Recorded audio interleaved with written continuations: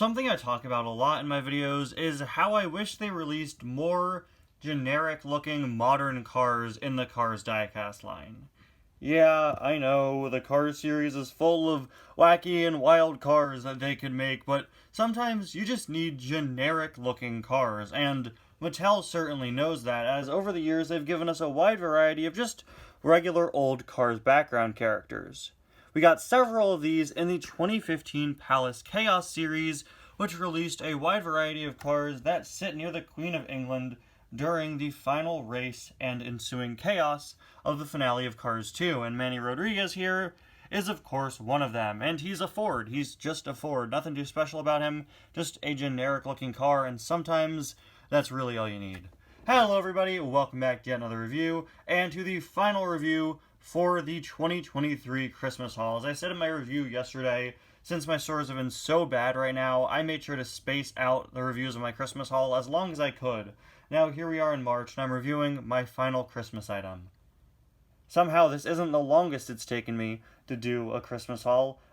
Back in 2022, I didn't review an item until like after my birthday, which is at the beginning of May. But as you can see, the wall here, there's nothing hanging up, no next review to show off, nothing here, just Manny. This is my last review before I go on my break for guest host week, and fingers crossed, I'm hoping when I return from guest host week, I have something new to review, but we'll just have to wait and see. As you can see, Manny here was number 5 out of 7 in the series. I always forget to read the numbers on cars from this era. Very nice artwork there with some background of the palace. You can see the gates here and just some London Street with a tent in the background. There's a bomb!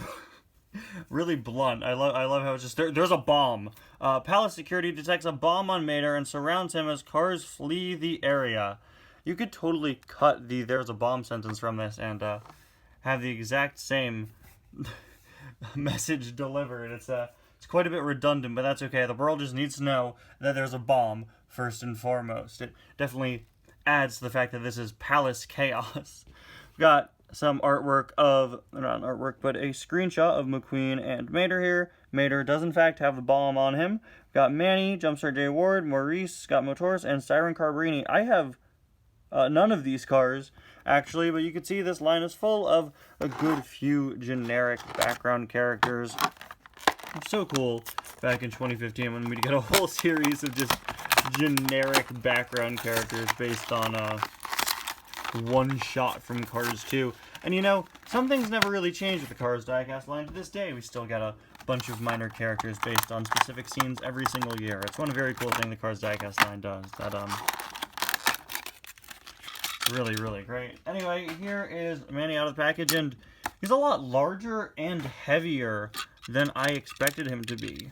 Not saying that he's heavy, but he is a bit heavier than I thought. And like I said, he is just generally larger. I'm not really the biggest fan of this facial expression. I think the pupils are simply too big. It does match his, like, one shot in the movie. I think he's in the movie for more than one shot, but it is fairly accurate. Let's see, I have a picture of him up on the Cars Wiki here. I assume it's him, right? I almost said it was this one, but you can see that is not the same type of car. Yeah, so you can see he's supposed to be looking off to the side. Perhaps the opposite side of what he has here, but that doesn't really matter. I do like how he has a bit of a concerned face. He does have a smile going on down there, but he looks maybe a little nervous. Pretty fitting for the scene. You could use him for so many different purposes with a background character like this. Got the Ford logo there on the hood. You can see it does say Ford, but for whatever reason, while it is blue with a white Ford logo here on the grill, like what you'd see with most Fords, that is the Ford logo. For whatever reason here, they decided to make the Ford logo a significantly darker color, so it's very hard to read. Almost like they were trying to hide the Ford license, but no, this is officially licensed.